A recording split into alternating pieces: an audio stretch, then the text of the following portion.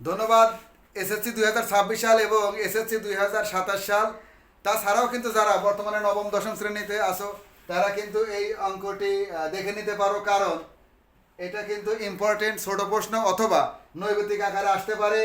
আমি পড়ে শোনাচ্ছি, তোমাদের দেখানোর চেষ্টা করছি। দেখো, একটি বর্গক্ষেত্রের পরিসীমা 20 বর্গমিটার 20 মিটার হলে এর ক্ষেত্রফল কত বর্গমিটার? অর্থাৎ আমরা জানি বর্গক্ষেত্র মানে কি বাহু গুণন বাহু অথবা বাহু স্কয়ার। কিন্তু আর একটা জিনিস কি, বর্গক্ষেত্র সর্বসময়ের জন্য কিন্তু 4টে বাহু হয়, তাহলে 4 বাহু মানে পরিসীমা। তাহলে পরিসীমা দেওয়া আছে কিন্তু 20 মিটার।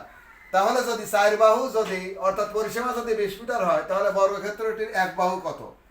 আমি সমাধান লিখে সমাধান করে দিলাম। দেখো সমাধান, তাহলে আমি লিখতে পারি কি, বর্গক্ষেত্রের এক বাহু ইকুয়াল, তাহলে আমি 4 দিয়ে ভাগ করলে কিন্তু আমরা এক বাহু পেয়ে যাচ্ছি, যেহেতু পরিসীমা সমান 20 বর্গ মিটার। তাহলে আমরা 20 ভাগ কত, এক বাহু 4 দিয়ে ভাগ করব, তাহলে কত হলো, 4 5 20 সমান 5।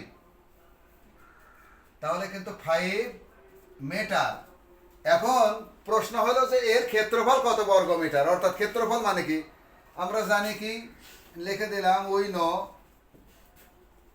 আমরা জানি কি বর্গক্ষেত্রের ক্ষেত্রফল কত, বাহু গুণন বাহু। বর্গক্ষেত্রের ক্ষেত্রফল বাহু গুণন বাহু অথবা বাহু স্কয়ার।